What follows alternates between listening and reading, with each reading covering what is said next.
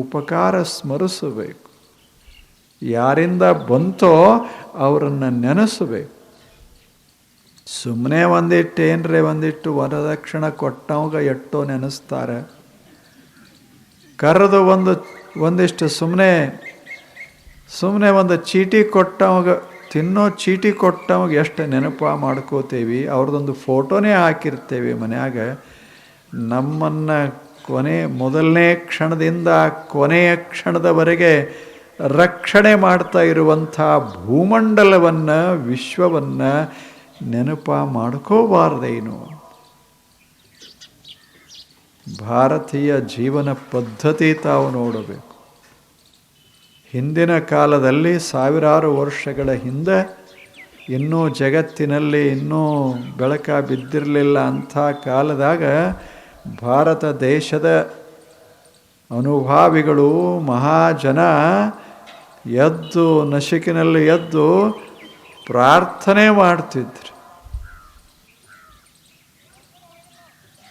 ಅದು ನಿಸರ್ಗ ದೇವತೆಯ ಪ್ರಾರ್ಥನಾ. ಓಂ ಭೂರ್ಭುವಸ್ವಃ ಇಲ್ಲ, ಓಂ ಭೂರ್ಭುವಸ್ವರೋ ತತ್ ಸವಿತುರ್ವರೆಣ್ಯಂ ಭರ್ಗೋ ದೇವಸ್ಯ ಧೀಮಹಿ ಧಿಯೋ ಯೋನಃ ಪ್ರಚೋದಯಾತ್. ಇಲ್ಲ, ಇದು ಮೊದಲು ಅಂತಿದ್ರು ಎದ್ದ ಬಳಿಕ. ಇದರಲ್ಲಿ ಏನಿಲ್ಲ. ಓಂ ಭುವಃ ಸುವಃ, ಇದ ಭೂಮಿ ಆಕಾಶ ನಡುವ, ಇದು ಎಲ್ಲವನ್ನ ತುಂಬಿಕೊಂಡಿರುವಂಥ ದೇವ. ಆ ಬಳಿಕ ಸೂರ್ಯಪ್ರಭೆ. ಇದನ್ನೆಲ್ಲ ನೆನಪ ಮಾಡಿಕೊಂಡು ಭಗವಂತನೇ, ಇಷ್ಟು ಅದ್ಭುತ ರೂಪದಲ್ಲಿ ಕಾಣುವ ನಿನ್ನನ್ನು ನಾನು ಪ್ರಾರ್ಥಿಸ್ತೇನೆ, ನನ್ನನ್ನು ಕಾಪಾಡು. ನನ್ನ ಮತಿಯನ್ನು, ನನ್ನ ಬುದ್ಧಿಯನ್ನು ಬೆಳಗೋ. ನಾನು ಮೇಧಾವಿಯಾಗಬೇಕು, ನಾನು ಸಶಕ್ತನಾಗಬೇಕು, ನಾನು ಬಲಾಢ್ಯನಾಗಬೇಕು, ನನ್ನ ಮಾತುಗಳು ಮಧುರವಾಗಬೇಕು, ಲೋಕ ನನ್ನನ್ನು ನೋಡಿ ಸಂತೋಷ ಪಡಬೇಕು. ಭಗವಂತನೇ, ಹಾಗ ನಿಸರ್ಗ ದೇವತೆಯೇ, ಹಾಗ ನೀನು ಕೊಡುವ ಅನ್ನವನ್ನು ಉಂಡ ನಾನು ಬೇಡಿಕೊಳ್ಳುತ್ತೆ. ನಿನ್ನ ಹವೆ, ನೀನು ಕೊಡುವ ಹವೆ, ನೀನು ಕೊಡುವ ನೀರ, ನೀನು ಕೊಡುವ ಬೆಳಕ ನನ್ನನ್ನು ದೊಡ್ಡವನನ್ನಾಗಿ ಮಾಡಲಿ. ಎಂಥ ಪ್ರಾರ್ಥನಾ! ನಾನು ನಿನಗೆ ಕೊಡೋದೇನದು? ನಾನು ನಿನಗೇನೋ ಕೊಡೋದಿಲ್ಲ, ಸುಮ್ಮನೆ ನೆನೆಸಿಕೊಳ್ಳುತ್ತೇನೆ. ಅದೇ ನಿನ್ನ ಪೂಜಾ. ಧಿಯೋ ಯೋನಃ ಪ್ರಚೋದಯಾತ್. ನನ್ನ ಮತಿಯನ್ನು ಬೆಳಗಲಿ, ನನ್ನ ಮೈಯಲ್ಲಿ ಶಕ್ತಿ ಬರಲಿ. ಅದರಿಂದ ಬರ್ತದೆ. ಭೂಮಿ ಶಕ್ತಿಯನ್ನು ಕೊಡ್ತದೆ, ಅನ್ನ ನಮಗೆ ಶಕ್ತಿಯನ್ನು ಕೊಡ್ತದೆ. ಒಂದು ದಿವಸ ಅನ್ನ ಬಿಟ್ಟು ನೋಡ್ರಿ ಬೇಕಾದ್ರೆ ಹೆಂಗಾಗ್ತದೆ. ಸಂಪತ್ತ ತೆಗೆದಿಟ್ಟರೆ ಬದುಕಲಿಕ್ಕೆ ಆಗ್ತದೆ, ಒಂದು ದಿವಸ ಅನ್ನ ಇಲ್ಲದೆ ಇದ್ದರೆ ಬದುಕಲಿಕ್ಕಾಗೋದಿಲ್ಲ. ಕುರ್ಚಿಗಳ ಮ್ಯಾಲೆ ಕುರ್ಚಿ ಇಳಿದ್ರೂ ಬದುಕಲಿಕ್ಕಾಗ್ತದೆ, ಅನ್ನ ಬಿಟ್ಟರೆ ಬದುಕಲಿಕ್ಕಾಗೋದಿಲ್ಲ. ಮತ್ತು ನನ್ನನ್ನ ಬೇರೆ ನಿಮ್ಮನ್ನ ಬೇರೆ ಅಂತಿಲ್ಲ. ಎಲ್ಲರ ಅನ್ನವೂ ಮಣ್ಣಿನಿಂದ ಬರುವುದು, ಎಲ್ಲರದೂ ಮಣ್ಣಿನಿಂದ ಬರುವುದು. ಎಂಥ ಅದ್ಭುತವಾದ ನಿಸರ್ಗ ದೇವತೆಯನ್ನು ಮನುಷ್ಯನೇ ಎದ್ದ ಕ್ಷಣವೇ ನೆನಪ ಮಾಡಿಕೋ. ಇದೇ ಧರ್ಮ ಜೀವನ. ಇದು ಮೊದಲನೇದ್ದು. ಎಷ್ಟು ಮಹತ್ವದ್ದದ. ನಾವು ಉಪಕಾರ ಸ್ಮರಿಸಬೇಕಲ್ಲ.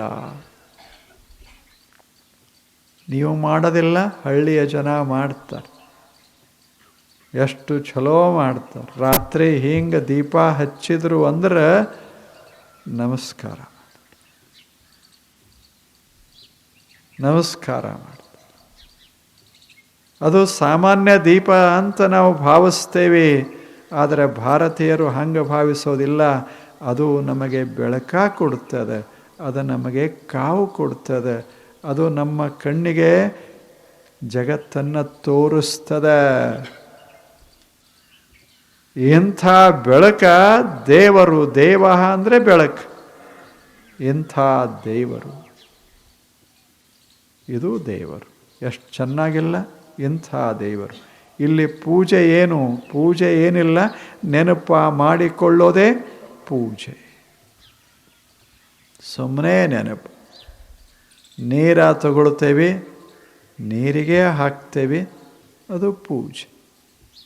ಬೆಳಕ ತಗೋತೇವೆ, ಬೆಳಕನ್ನೇ ಬೆಳಗ್ತೇವೆ, ಪೂಜೆ. ಸುಮ್ಮನೆ ಕಣ್ಣಾರ ಈ ಜಗತ್ತನ್ನು ನೋಡ್ತೇವೆ, ಸೌಂದರ್ಯನ ಅನುಭವಿಸ್ತೇವೆ, ಅದು ಪೂಜೆ. ನೋಡೋದು ಪೂಜಾ, ಕೇಳೋದು ಪೂಜಾ, ಮುಟ್ಟೋದು ಪೂಜಾ, ರುಚಿಸೋದು ಪೂಜಾ. ಜೀವನವೇ ಸುಂದರವಾದ ಪೂಜೆ. ಇದು ಧರ್ಮ.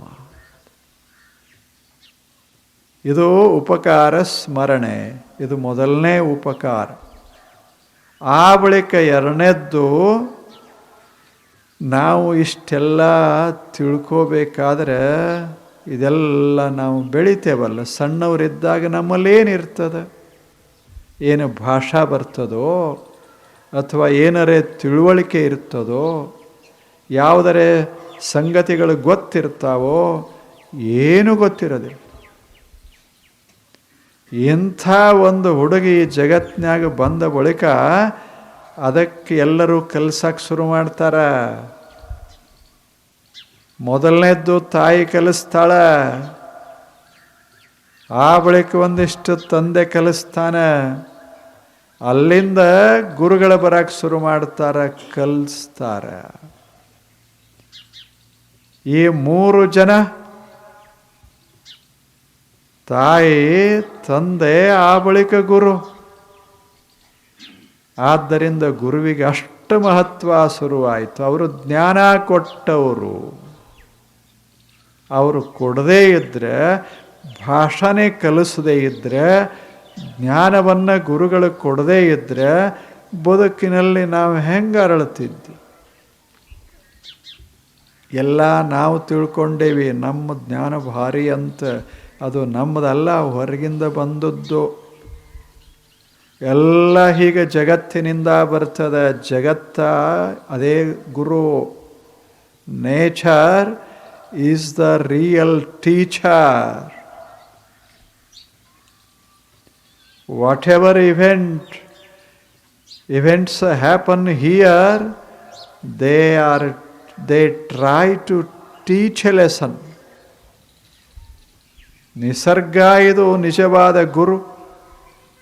ಅಲ್ಲಿ ನಡೆಯುವ ಘಟನೆಗಳೆಲ್ಲ ಯಾವುದೋ ಒಂದು ಉಪಯುಕ್ತ ಪಾಠವನ್ನು ನಮಗೆ ಕೊಡ್ತಾ ಇರ್ತಾವ. ಅದರಿಂದ ನಾವು ಕಲಿಬೇಕಾಗ್ತದೆ. ಆದ್ದರಿಂದ ಗುರುವನ್ನು ನೆನಪ ಮಾಡಿಕೋ. ಎರಡನೇದು, ಎದ್ದ ಬಳಿಕ ನೀನು ದೇವತೆಯನ್ನು ನೆನಪ ಮಾಡಿಕೋ, ನಿಸರ್ಗ ದೇವತೆಯನ್ನು.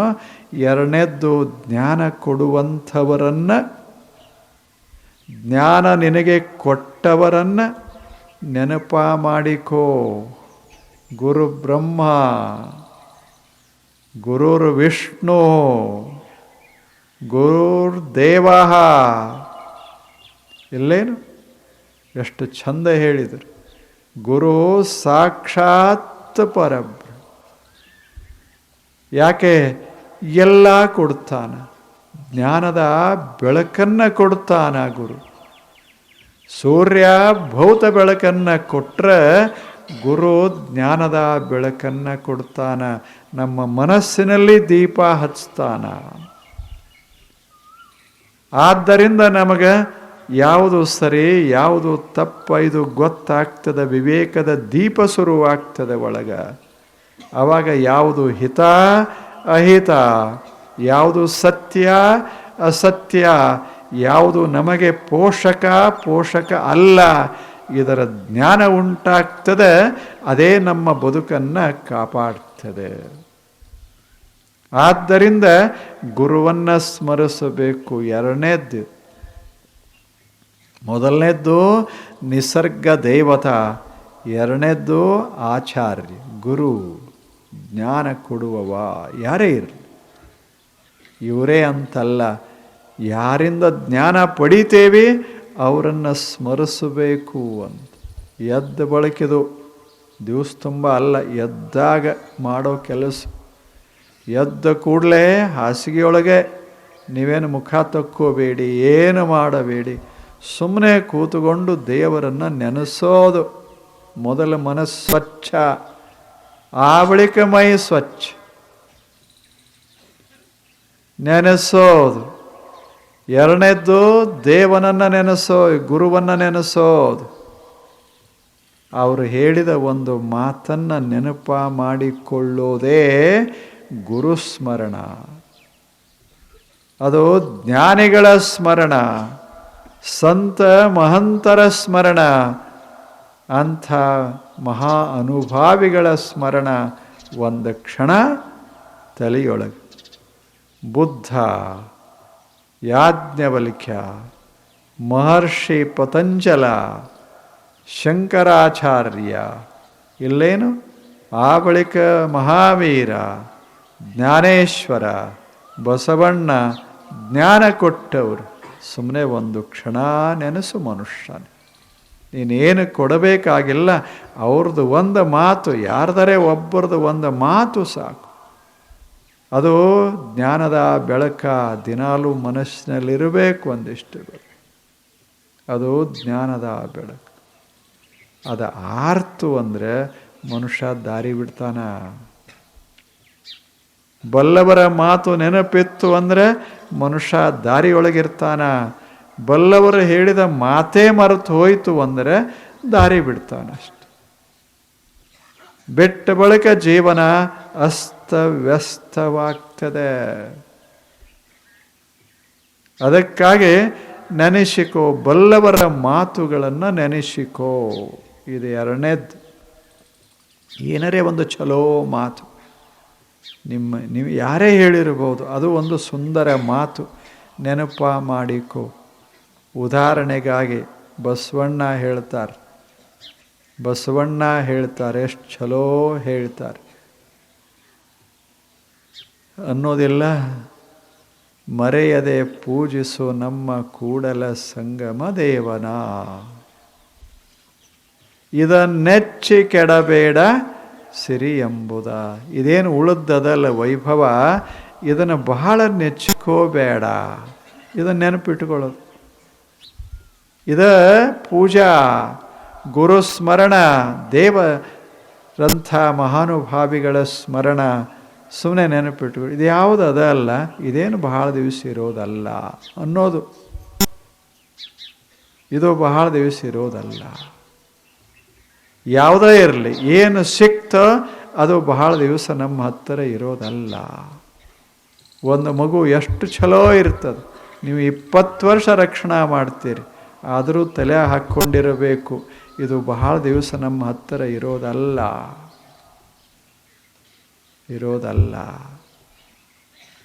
ಹಾಗೆ ಉಳಿದೆಲ್ಲ ನಾವೇನು ಗಳಿಸೇವಿ ಇದು ಬಹಳ ದಿವಸ ಇರೋದಲ್ಲ.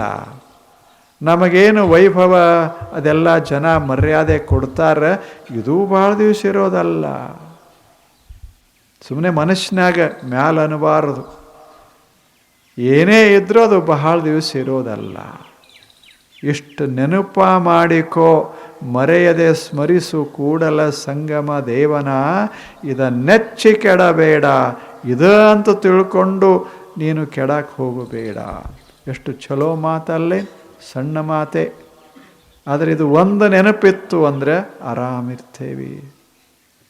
ಯಾರೇ ಬೈದರು ಇದನ್ನೆಚ್ಚಿ ಕೆಡಬೇಡ, ಇದೇನು ಖರೆ ಅಂತ ತಿಳ್ಕೋಬೇಡ. ಬೈದ ಹೋದ ಅಷ್ಟೇ, ಅದೇನು ಖಾಯಿಮಿರ್ತದೇನು. ಹೊಗಳಿದ ಹೋದ ಅಷ್ಟೆ, ಮಾಡೋದಿಲ್ಲೇನು. ನಾವು ಬಂದೇವಿ ಅಂದ್ರೆ ಒಂದು ಹೂಮಾಲೆ ತಂದು ಹಾಕೋದಿಲ್ಲ. ಏನು ದೊಡ್ಡ ದೊಡ್ಡ ಹೂಮಾಲೆಗಳು ಇತ್ತೀಚೆಗೆ ಏನು ಹಾಕ್ತಾರೆ, 4 ಮಂದಿ ಹಿಡ್ಕೊಂಬರ್ತಾರೆ. ಹಾಕ್ಕೊಳ್ಳೋ ಅವಾಗ ಧೈರ್ಯ ಬೇಕು. 4 ಮಂದಿ ಹೊತ್ತು ತಂದಿದ್ದನ್ನು ಇವನ ಮ್ಯಾಲೆ ಹಾಕಿದ್ರೆ 4 ಮಂದಿ ಕೈ ಬಿಟ್ಟರೆ ಗತಿ ಏನು. ಆದರೆ ನಾವು ಹೆಂಗೆ ತಿಳ್ಕೊತೀವಿ, ಏನು ನಾನು ವೈಭವ, ಏನು ಎಷ್ಟು ಹೂವ, ಏನು ಮಾತು, ಎಷ್ಟು ಜನ ಪ್ರೀತಿಸ್ತಾರೆ ಅಂತ ತಿಳ್ಕೊಂಡೇವಿ. ಮನುಷ್ಯನೇ ಅದು ಬಹಳ ದಿವಸ ಅಲ್ಲ, ಇನ್ನೊಂದು ಕ್ಷಣ ತೆಗೆದಿಡ್ಬೇಕು. ಹಾಕ್ಕೊಂಡು ಹಂಗೆ ಹೊಂಟ್ರೆ ಎಲ್ಲಾದರೂ ಆಗ್ತದೇನು? ಏನಂತಾರೆ, ಹಾಕದವ್ರೆ ಅಂತಾರೆ ನಾವು ಹಾಕಬಾರ್ದಾಗಿತ್ತು, ಇವನ ತಲೆ ಸರಿ ಇಲ್ಲ. ನಾವು ಎದಕ್ಕೆ ಹಾಕೇವಿ? ತೆಗಿಲಿ ಅಂತ ಹಾಕೇವಿ, ಇವ ಹಾಗೆ ಹಾಕ್ಕೊಂಡು ಹೊರಟ. ಎಲ್ಲ ಮಾಡೋದಿಷ್ಟೇ, ತೆಗಿಲಿ ಅಂತ ಹಾಕ್ತಾರ. ಬರ್ರಿ ಅಂತ ಯಾಕೆ ಕರೀತಾರ? ನೀವು ಹೋಗ್ತೀರಿ ಅಂತ ಬರ್ರಿ ಅಂತ ಕರೀತಾರ ಅಷ್ಟೇ. ಎಲ್ಲ ಮಜಾದ ಜೀವನ. ಇದು ಬಸವಣ್ಣನ ಮಾತು. ಅದಕ್ಕೆ ಬಸವಣ್ಣನವ್ರು ಅದಕ್ಕೂ ಬಹಳ ಹಚ್ಚಿಕೊಳ್ಳಿಲ್ಲ. ಬಿಜ್ಜಳನಿಗೂ ಹಚ್ಚಿಕೊಳ್ಳಿಲ್ಲ, ಉಳಿದವ್ರನ್ನೂ ಹಚ್ಚಿಕೊಳ್ಳಿಲ್ಲ. ಹೋಗೋ ಪ್ರಸಂಗ ಬಂದಾಗ ಹೋಗಿಬಿಟ್ರು, ಯಾರು ಬಿಟ್ಟು ಸಹಿತ ಆಗಲಿಲ್ಲ. ಇದನ್ನೆಚ್ಚಿ ಕೆಡಬೇಡ, ಏನನ್ನ ಮಾಡು, ಕೂಡಲ ಸಂಗಮ ದೇವದಾನೆಲ್ಲ ಅವನು ನೆನಪ ಮಾಡಿಕೊ ಸಾಕು. ಒಬ್ಬನೇ ಇರೋದು, ಸೂರ್ಯ ನಿಸರ್ಗ ಅಷ್ಟೇ ನಮ್ಮ ಹತ್ತಿರ ಇರೋದು. ನಿಸರ್ಗ ದೇವತೆ ಅಷ್ಟೇ ನಮ್ಮ ಹತ್ತಿರ ಇರೋದು. ಸೂರ್ಯ ನಮ್ಮ ವೈರಿ ಆಗೋದಿಲ್ಲ, ಭೂಮಿ ನಮ್ಮ ವೈರಿ ಆಗೋದಿಲ್ಲ, ನೀರ ನಮ್ಮ ವೈರಿ ಆಗೋದಿಲ್ಲ. ಆದರೆ ಜನ ಒಮ್ಮೊಮ್ಮೆ ಆಗ್ತಾರ, ಒಮ್ಮೊಮ್ಮೆ ಹೋಗ್ತಾರ. ಅದಕ್ಕೆ ನೆನಪಿಟ್ಟುಕೋ, ನಿನ್ನ ಏನು ವೈಭವದ ಇದು ಬಹಳ ದಿವಸದ್ದು ಅಂತ ಬಹಳ ತಲೆಯೊಳಗೆ ಹಾಕ್ಕೋಬೇಡ, ಬಹಳ ಹಾಕ್ಕೋಬೇಡ. ಅದರ ಅರ್ಥ ಬೇಡೇ ಬೇಡ ಅಂತಲ್ಲ, ಬಹಳ ಹಾಕ್ಕೋಬೇಡ. ಈಗಿಲ್ಲಿ ರಂಗವಲ್ಲಿ ಮಾಡ್ತಾರಲ್ಲ, ನಾನು ದಿನಾಲೂ ಅದನ್ನು ಹೇಳಬೇಕಂತ, ಇದ್ರ ಬಗ್ಗೆ ಹೇಳಬೇಕಂತ ಹಾಕ್ಕೊಂಡ್ರೆ ತಾಪ ಭಾಳ ಆಗ್ತದೆ. ದಿವಸ ನಮಗೆಲ್ಲಿ ನೆನಪಾಗ್ತದೆ? ಏನೋ ಒಂದು ದಿವಸ ಚಂದದ ಅಂತ ಹೇಳಿದ್ರೆ ಅಷ್ಟೇ. ಅದೇ ದಿನಾಲು ದಿನಾಲು ದಿನಾಲು ದಿನಾಲು ಅಂದರೆ ಹೆಂಗೆ ಸಾಧ್ಯದೆ? ಅದಕ್ಕೆ ಮಾಡಾಗ ಮಾಡೋದು, ಇದು ಚಂದದೆ ಅಂತ ನೋಡಿ ಆನಂದಪಟ್ಟು ಇಲ್ಲೇ ಕುಂಡ್ರಬಾರ್ದು. ನಾನು ಇದು ಚಂದದ ಬಹಳ ಇದೆ, ಇಲ್ಲೇ ಇರಬೇಕಂತ ಇರಬಾರ್ದು. ಕೆಳಗಾವ ಬಹಳ ಚಲೋ ಅದ, ಬಹಳ ಒಳ್ಳೆ ಜನ, ಆರಾಮದ ಅಂತ ನಾನು ಇಲ್ಲೇ ವಾಸ ಮಾಡಕ್ಕೆ ಶುರು ಮಾಡಿದ್ರೆ ಇಲ್ಲಾರು ಬರ್ತಾರೆ? ಯಾರು ಹೇಳಿ? ಸುಮ್ಮನೆ ಇನ್ನೊಂದು 10-8 ದಿವಸ ನಡೀತದ ಅಂತ ಇಷ್ಟೆಲ್ಲ ಬರೋದು. ಎಲ್ಲನೂ ಹೀಗೆ. ಇದು ಅಷ್ಟೇ ಅಲ್ಲ, ಮನ್ಯಾಗೂ ಹಂಗೆ. ಅಲ್ಲರೇನು ಕಾಯಿಮೇನು? ಲಗ್ನದ ಮನೆ ಇದ್ದಂಗೆ. ಲಗ್ನದ ಮನೆಯಾಗ ಭಾಳ ಜನ ಇರ್ತಾರೆ, ಭಾಳ ಜನ ಇರ್ತಾರೆ. ಎಲ್ಲಿ ತಕ? ಅಕ್ಷತಾ ಬೀಳೋ ತಕ. ಆ ಬಳಿಕ ಒಬ್ಬೊಬ್ಬರು ಒಬ್ಬೊಬ್ಬರು ಒಬ್ಬೊಬ್ಬರು ಇರ್ರಿ ಅಂದರೂ ಇರೋದಿಲ್ಲ, ಹಂಗೆ ಹೋಗ್ತಾನೆ ಇರ್ತಾರೆ. ಕೊನೆಗೆ ಯಾರಾದರೂ ಇದ್ದರು ಅಂದ್ರೆ ನಮ್ಮ ಮನಸ್ಸಿನಾಗ ಅನ್ಸಕ್ಕೆ ಶುರುವಾಗ್ತದೆ, ಯಾವಾಗ ಹೋಗ್ತಾರ ಇವರು ಅಷ್ಟೇ. ಬಹಳ ಅಲ್ಲ, ಈ ಜಗತ್ನ್ಯಾಗ ಅತಿ ಅತಿ ಮಾಡ್ಕೋಬಾರ್ದು. ಎಷ್ಟೇ ಸವಿ ಪದಾರ್ಥ ಹೋಳಿಗೆದ ಅಂದರೂ ಸಹಿತ ಎಷ್ಟು ಊಟ ಮಾಡವ? 1 ತಿಂದಾನ, 2 ತಿಂದಾನ, 4 ತಿಂದಾನ, ಸಾಕಂತ ಅನ್ನಕಬೇಕಲ್ಲ. ಸಾಕು ಅನ್ನದೇ ಇದ್ದರೆ ಇವ ಬದುಕಬೇಕಲ್ಲ. ಸಾಧ್ಯ? ಮನುಷ್ಯ ಆರಾಮಿರಬೇಕಾದ್ರೆ ಎಷ್ಟು ಉಣಬೇಕು ಅಷ್ಟ, ಎಷ್ಟು ಚಲೋ ಇರಲಿ. ಹಾಲು ಭಾಳ ಚಲೋ ಅದಾವ ತಿಳ್ಕೊಂಡು ಬಾರ್ಡಿಗಟ್ಲೆ ಕುಡ್ಕೋತ ಕೂತ್ರೆ ಹೆಂಗಾಗ್ತದೆ? ಹಾಗೆ ಜಗತ್ನ್ಯಾಗ ಪ್ರಪಂಚ ಎಷ್ಟೇ ಚಲೋ ಇದ್ದರೂ ಸಹಿತ ಎಷ್ಟು ಬೇಕೋ ಅಷ್ಟೇ ಪ್ರಪಂಚ. ಹಂಗೆ ಮಾಡಬೇಕು, ಬಹಳ ಮಾಡಬಾರ್ದು. ಈಗೇನು 174 ಕೋಟಿ ಆಗ್ಯದಲ್ಲ, ಭಾಳ ಆಗ್ಯದ. ನಿಮ್ಗೆ ಅರ್ಥ ಆಯ್ತೋ ಇಲ್ಲೋ ಗೊತ್ತಿಲ್ಲ. 124 ಕೋಟಿ 1950 ಅಥವಾ 47ನೇ ಇಸ್ವಿ ಒಳಗೆ 30. ಈಗ 60 ವರ್ಷದ ನಂತರ 124 24 ಬಹಳ ಆಗ್ಯದ. ಇಲ್ಲೇನು ಅದೇ ಸಮಸ್ಯೆ ನಿರ್ಮಾಣ ಮಾಡ್ತದೆ. ನಾವು ಸ್ವಲ್ಪ ಬಹಳ ಆಗೋಕ್ಕಿಂತ ಮೊದಲೇ ಜಾಣತನದಿಂದ ಬದುಕಬೇಕಂತ ಬಸವಣ್ಣನ ಸುಂದರ ಮಾತು ಅಷ್ಟೆ. ಇದನ್ನೆಚ್ಚಿ ಕೆಡಬೇಡ,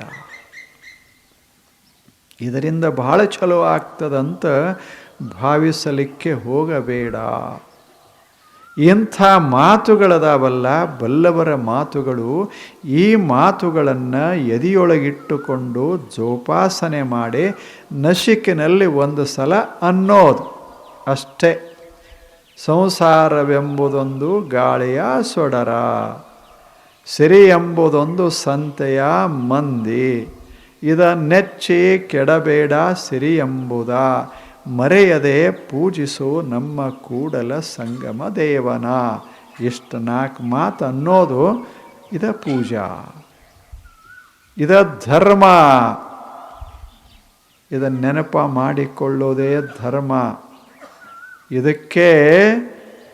ಇದಕ್ಕೆ ಬಹಳ ಪ್ರಾಧಾನ್ಯ ಕೊಟ್ಟು ಋಷಿಗಳು ಹೇಳಿದರು. ಇದು ಧರ್ಮದ 2ನೇ ಅಂಗ, ಅತ್ಯಂತ ಅವಶ್ಯವಾದದ್ದು. ಇದು ಉಪಕೃತಿಯ 2ನೇ ಅಂಗ. ಇದು ಮೊದಲನೇ ಉಪಕಾರ ಸ್ಮರಣೆ ಯಾರ್ದು? ವಿಶ್ವದ್ದು. 2ನೇ ಉಪಕಾರ ಸ್ಮರಣೆ ಜ್ಞಾನ ಕೊಟ್ಟಂಥ ಗುರುಗಳದು ಅಥವಾ ಸಂತರು ಮಹಾತ್ಮರದು. 2 ಆ ಬಳಿಕ ಇನ್ನ 3. ಮೂರನೇದ್ದು ನಮ್ಮನ್ನು ಪೋಷಿಸಿದಂಥ ಪಾಲಕರು.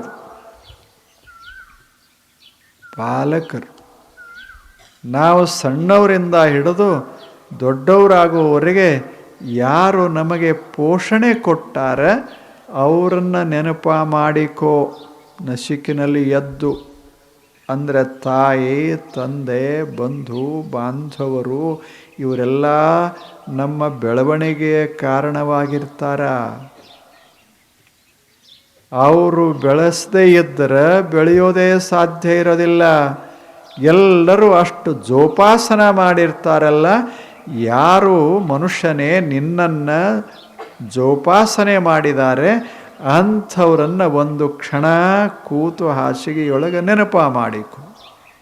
3 ಇವರು: ತಾಯಿ, ತಂದೆ, ಗುರು, ಹಿರಿಯರು, ಸುತ್ತಮುತ್ತಿರುವಂಥ ಬಂಧು ಬಾಂಧವರು ಎಲ್ಲ ಮಾಡು ನೆನಪ. ಮಾತೃದೇವೋ ಭವ, ಪಿತೃದೇವೋ ಭವ. ಇದು 3ನೇದ್ದು. ಸ್ವಲ್ಪ ನೆನಪ ಮಾಡಿಕೊ. ನೀನು ಬಂದಾಗ ಖಾಲೆ ನಿನ್ನನ್ನು ತುಂಬಿದವರು, ಶ್ರೀಮಂತನ ಮಾಡಿದವರು, ದೊಡ್ಡವನ್ನ ಮಾಡಿದವರು ಈ ಜಗತ್ತಿನ ಜನ. ಎಲ್ಲರೂ ಒಂದೆಷ್ಟೆಷ್ಟೆಲ್ಲ ಸಹಾಯ ಅನುಕೂಲತೆ ಮಾಡಿಕೊಟ್ರು. ಉಣಿಸಿದರು, ತಿನ್ನಿಸಿದರು, ಬೆಳೆಸಿದರು. ಇಲ್ಲದೆ ಇದ್ದರೆ ಬೆಳೆಯೋದು ಸಾಧ್ಯ ಇತ್ತೆ. ಇಷ್ಟೆಲ್ಲ ಮಾಡಿದಂಥ ಈ ಪಾಲಕರು, ಪೋಷಕರಂತ ಏನದಾರ, ಬಂಧು ಬಾಂಧವರಿದಾರ, ಅವರನ್ನು ಒಂದಿಷ್ಟು ನೆನಪ ಮಾಡಿಕೋ. ಕೃತಜ್ಞತಾ ಸಲ್ಲಿಸು. ನಿಮ್ಮ ಉಪಕಾರ ಬಹಳ ಆಗಿದೆ ಅಂತ ಭಾವಿಸು. ಇದು 3ನೇದ್ದು. ಆ ಬಳಿಕ 4ನೇದ್ದು ಉಪಕಾರ ಸ್ಮರಣೆ ಈ ಎಲ್ಲ ಜನಾಂಗ, ನಮ್ಮ ಸಂಬಂಧಿಕರ ಅಲ್ಲದೇ ಇದ್ದರೂ ಸಹಿತ ನಾವು ಬದುಕಲಿಕ್ಕೆ ಎಷ್ಟೆಷ್ಟೋ ಜನ ಜಗತ್ತಿನಲ್ಲಿ ಕೆಲಸ ಮಾಡ್ತಾ ಇರ್ತಾರ. ಇದೊಂದು ಬಟ್ಟೆ ಇಲ್ಲಿ ಬರಬೇಕಾದ್ರೆ ಬಟ್ಟೆ ನೇಯ್ಯವರದಾರ. ಇದೊಂದು ವಸ್ತು ಇಲ್ಲಿ ಇರಬೇಕಾದ್ರೆ ಅದನ್ನು ಬೆಳೆಸೋರದಾರ. ನಮ್ಮ ಕಣ್ಣೆದರಿಗಿಲ್ಲ. ಎಲ್ಲೆಲ್ಲೋ ಕಷ್ಟಪಟ್ಟು ದುಡಿದು ಇವೆಲ್ಲ ವಸ್ತುಗಳನ್ನು ತಯಾರು ಮಾಡ್ತಾರೆ. ಆ ವಸ್ತುಗಳನ್ನು ನಾವು ಬಳಸ್ತೇವೆ. ನಾವು ಮನೆ ನಾವು ಕಟ್ಟಿಕೊಳ್ಳೋದಿಲ್ಲ. ನಮ್ಮ ಮನೆ ಕಟ್ಟಿಕೊಡುವಂಥವರು ಕೂಲಿಕಾರರು. ಅವರು ಮನೆ ಕಟ್ಟುವಂಥ ಜನ. ನಮಗೊಂದು ಸುಂದರವಾದ ಮಹಲ ಕಟ್ಟಿಕೊಟ್ಟು ಹೋಗಿಬಿಡ್ತು. ಅವ್ರನ್ನ ನೆನೆಸಿಕೋ. ಅವರು ನೀನು ಸುಖವಾಗಿ ಇರಲಿಕ್ಕೆ ಅವರು ಕಾರಣ. ಮನೆಯೊಳಗೆ ಎಷ್ಟು ಆರಾಮಿರ್ತೀಯಲ್ಲ. ಮನೆ ಕಟ್ಟದವ್ರು ಎಷ್ಟು ಕಷ್ಟಪಟ್ಟು ಕಟ್ಟಿ ಹೋಗ್ಯಾರ. ಯಾರ್ಯಾಕಿರೋಲ್ರೆ ಕಟ್ಟ್ಯಾರ. ಹಾಗ ಆ ಬಳಿಕ ಸುಂದರವಾದ ಬಟ್ಟೆ ಬರೆಗಳನ್ನು ಮಾಡಿಕೊಟ್ಟಾರ. ಯಾರು ಗೊತ್ತಿಲ್ಲ. ಮನೆಯೊಳಗಿರುವ ಎಲ್ಲ ವಸ್ತುಗಳು ನಮ್ಮೂ ಅಲ್ಲ. ಯಾರ್ಯಾರೋ ಪಾಪ ಅದನ್ನು ನಿರ್ಮಾಣ ಮಾಡಿ ಬಜಾರಕ್ಕೆ ತಂದರು. ಅದರ ಉಪಯೋಗ ನಾವು ಮಾಡಿಕೊಳ್ತಾ ಇದ್ದೇವೆ. ಈಗ ಉದಾಹರಣೆಗೆ ಮೊಬೈಲ್ ಯಾವನೋ ಒಬ್ಬ ಸಂಶೋಧನೆ ಮಾಡಿದ. ಇಂದ ಭಾರತ ದೇಶದಲ್ಲಿ ಕೋಟಿ ಕೋಟಿ ಮೊಬೈಲ್. ಒಂದು ಕ್ಷಣ ಇನ್ನೂ ಏನಾರ ಹಿಂಗೆ ತೆಗೆದಿಡಬಹುದು. ಆದರೆ ಮೊಬೈಲ್ ಮೈ ಬಿಟ್ಟು ತೆಗೆದಿಟ್ಟವರು ಭಾಳ ಜನ ಇಲ್ಲ. ಅಷ್ಟು ಇಲ್ಲೇನು ಅಷ್ಟು. ಆದರೆ ಎಷ್ಟು ಉಪಯುಕ್ತ ಆಗಿದೆ. ಇಂಥ ಅತ್ಯಂತ ಉಪಯೋಗಕ್ಕೆ ಬರುವಂಥ ವಸ್ತುಗಳನ್ನು ಕೊಟ್ಟವರದಾರಲ್ಲ, ಅದೇ ಮನುಕುಲದ ಮಹಾನುಭಾವರು. ಅವರನ್ನು ನೆನೆಸಿಕೋ. ಅವ್ರು ನಮಗೆ ಗೊತ್ತಿಲ್ಲ, ಆದರೆ ದುಡಿತಾ ಇದ್ದಾರೆ. ಹಗಲ ರಾತ್ರಿ ದುಡಿತಾ ಇದ್ದಾರೆ. ನಮಗಾಗಿ ಕಷ್ಟಪಡ್ತಾ ಇದ್ದಾರೆ. ನಮ್ಮ ಮನೆಯಲ್ಲಿ ಬಂದಿರುವಂಥ ಜೋಳ, ಗೋಧಿ, ಕಾಯಿಪಲ್ಯ, ಅಂಥದ್ದು ಹಣ್ಣ ಹಂಪಲ ಇವೆಲ್ಲ ಸುಮ್ಮನೆ ಬರ್ತಾವೇನು? ಇದಕ್ಕಾಗಿ ಒಕ್ಕಲಿಗೆ ಎಷ್ಟು ಕಷ್ಟಪಡ್ತಾ ಇರ್ತಾನ. ಭೂಮಿಯಲ್ಲಿ ಕಷ್ಟಪಡ್ತಾನ. ಶಹರದ ಸುಂದರ ಮನೆಗಳಲ್ಲಿ ನಾವು ಅನುಭವಿಸ್ತಾ ಇರ್ತೇವೆ. ಅಲ್ಲಿ ನೀನು ಅನುಭವಿಸುವಾಗ ಮನುಷ್ಯನೇ, ನಿನ್ನ ಅರಮನೆ, ನಿನ್ನ ಮುಂಬೈ ಇರಬಹುದು, ಬೆಂಗಳೂರು ಇರಬಹುದು, ನೆನಪಿರಲಿ, ನಿನ್ನ ತಟ್ಟೆಯ ಮೇಲೆ ಅಥವಾ ನಿನ್ನ ಟೇಬಲ್ಲದ ಮೇಲೆ ಇರುವಂಥ ಹಣ್ಣ ಇದು ಒಬ್ಬ ಮನುಷ್ಯ ಕಷ್ಟಪಟ್ಟು ಬೆಳೆಸಿದ್ದು. ಕೃತಜ್ಞನಾಗಿರು. ಎಷ್ಟು ಅದ್ಭುತ ಮಾತು. ಕೃತಜ್ಞನಾಗಿರು. ಎಲ್ಲೋ ಬೆಳೆಸಿದ, ಎಷ್ಟೋ ಕಷ್ಟಪಟ್ಟ. ನೀವು ಮಜಾದಾಗದೀರಿ ಶಹರದವರು. ಆದರೆ ಗೊತ್ತಿರಲಿ, ಏನೂ ಇಲ್ಲದೆ ಅರ್ಧ ಬಟ್ಟೆ ಹಾಕ್ಕೊಂಡು ರಾಡಿಯೊಳಗೆ ಕೆಲಸ ಮಾಡಿ ಧನ ಧಾನ್ಯಗಳನ್ನೆಲ್ಲ ಬೆಳೆದು, ಧಾನ್ಯಗಳನ್ನು ಬೆಳೆದು, ಹಣ್ಣು ಹಂಪಲುಗಳನ್ನು ಬೆಳೆದು ತಾನು ಅನುಭವಿಸಲಾರದೆ ನಿಮ್ಮ ಮನೆಗೆ ಕಳಿಸ್ತಾನಲ್ಲ, ಅವ ದೇವರು. ನೆನಪ ಮಾಡಿಕೊ. ಇವರು 4 ಜನ. ಆ ಬಳಿಕ 5ನೇದ್ದು ಉಪಕಾರ ಸ್ಮರಣೆ. ನೋಡು, ಈ ಜಗತ್ತಿನಲ್ಲಿ ನೀನು ಆನಂದ ಪಡಬೇಕಾದರೆ ನಿನಗೆ ಇವು ಅಷ್ಟೇ ಇದ್ರಾಗೋದಿಲ್ಲ. ಒಂದು ಹಾಡೋ ಹಕ್ಕಿ ಬೇಕಾಗ್ತದೆ, ಇಲ್ಲವೇನು? ಒಂದಿಷ್ಟು ಕುಣಿಯೋ ಹಕ್ಕಿ ಬೇಕಾಗ್ತದೆ. ಜಗತ್ತನ್ನು ಮಧುರಗೊಳಿಸುವಂಥ ಪ್ರಾಣಿಗಳು ಬೇಕಾಗ್ತವ. ಹಾಲ ಕೊಡುವಂಥ ಆಕಳುಗಳು, ಎಮ್ಮೆಗಳು, ಸಾದಾ ಪ್ರಾಣಿಗಳು ಎಲ್ಲ ಎಷ್ಟು ಅದ್ಭುತದಾವ. ಎಲ್ಲ ನಮಗಾಗಿ ದುಡಿತಾ ಇದ್ದಾವ. ಮನುಷ್ಯನೇ ಅವುಗಳನ್ನು ನೆನಪ ಮಾಡಿಕೋ. ಯಾವುದು ಮಾಡೋದಿಲ್ಲ. ಒಂದು ನಾಯಿ ಸುಮ್ಮನೆ ನೀವು ಹಾಕೋದು ಬಹಳ ಅಲ್ಲ, ನಾವು ಹಾಕೋದು ಬಹಳ ಅಲ್ಲ, ಆದರೆ ಎಂಥ ಪ್ರಾಮಾಣಿಕವಾಗಿ ಕಾಪಾಡ್ತಾ ಇರ್ತದೆ ಒಂದು ಹೊಲವನ್ನು, ಒಂದು ಮನೆಯನ್ನು. ನೆನಪ ಮಾಡಿಕೋ. ಹಕ್ಕಿ ಪಕ್ಕಿ ಅಂಥವು ಎಲ್ಲ ಅವ ಇಲ್ಲದೆ ಇದ್ದರೆ ಮನುಷ್ಯನೇ ನಿನ್ನ ಜೀವನ ಬರಿದಾಗ್ತಿತ್ತು, ರಸಹೀನವಾಗ್ತಿತ್ತು. ಇಂಥ ಪ್ರಾಣಿ ಪ್ರಪಂಚವನ್ನು ನೆನಪ ಮಾಡಿಕೋ. ಸ್ಮರಿಸು. ಆ ಬಳಿಕ ಹಾಸಿಗೆ ಬಿಟ್ಟು ಏಳು. ಧರ್ಮ ಇದು, ಉಪಕಾರ ಸ್ಮರಣ ಇದು. ಇದನ್ನು ಮರಿಬೇಡ. ಉಪಕಾರ ಮಾಡಿದವರನ್ನು ನೀನು ತಿರಸ್ಕರಿಸಬೇಡ. ಅವರಿಗೆ ವಿಶ್ವಾಸಘಾತ ಮಾಡಬೇಡ. ಅವರನ್ನು ತಿರಸ್ಕರಿಸಬೇಡ. ಇದೇ ಧರ್ಮ. ಇದು ಧರ್ಮ. ಉಪಕಾರ ಮಾಡಿದವರಿಗೆ ಅಪಕಾರ ಮಾಡಿದರೆ ಅದೇ ಅಧರ್ಮ. ನಮಗೆ ಅನ್ನ ಕೊಟ್ಟ ಭೂಮಿಯನ್ನು ಕೆಡಿಸಿದರೆ, ನಮಗೆ ನೀರು ಕೊಟ್ಟ ಜಲಾಶಯವನ್ನು ಹಾಳು ಮಾಡಿದರೆ, ನಮಗೆ ಬೆಳಕ ಕೊಟ್ಟ ದೀಪವನ್ನು ಆರಿಸಿಬಿಟ್ರೆ ಅದೇ ಅಧರ್ಮ. ನಮ್ಮನ್ನು ಪೋಷಿಸಿದ, ನಮಗೆ ಜ್ಞಾನ ಕೊಟ್ಟಂಥ ಜಗತ್ತನ್ನು ಮರೆತು ಬಿಟ್ಟರೆ ಅದೇ ಅಧರ್ಮ. ನೆನಪ ಮಾಡಿಕೊಂಡು ಅದಕ್ಕೆ ಹಿತವಾಗುವಂತೆ ಬಾಳಿ ಬದುಕೋದು ಅದಲ್ಲ. ಇದಕ್ಕೇನಂತಾರೆ? ಧರ್ಮ. ಉಪಕಾರ ಸ್ಮರಣೆ, ಇದು ಧರ್ಮ. ಪಂಚ ಉಪಕಾರ ಸ್ಮರಣೆ, ಪಂಚ ಧರ್ಮಾಂಗಗಳು ಇವೇ ಆರಾಧನೆಗಳು. ಪಂಚ ಪೂಜಾ ಇವು. ಇಷ್ಟೋ ಇವು 5. ಒಟ್ಟು ನಾವು ಎಷ್ಟು ನೋಡಿದೀವಿ? 6. ನಾವು ಧರ್ಮವಂತರಾಗಬೇಕಾದರೆ ಸತ್ಯ, ವಿನಯಶೀಲತಾ, ಆ ಬಳಿಕ ಸಂಯಮ, ಸಂತೋಷ, ಸತ್ಸಂಗ, ಕೊನೆಯದಾಗಿ ಈ 5 ಅದಾರಲ್ಲ, ಇವರನ್ನು ನೆನಪ ಮಾಡಿಕೊಂಡು ನಮ್ಮ ಜೀವನವನ್ನು ಸಾಗಿಸೋದು, ಉಪಕಾರ ಸ್ಮರಿಸೋದು. ಇಷ್ಟ ಆಯಿತು ಅಂದರೆ ನಮ್ಮ ಮನಸ್ಸು ಸ್ವಚ್ಛ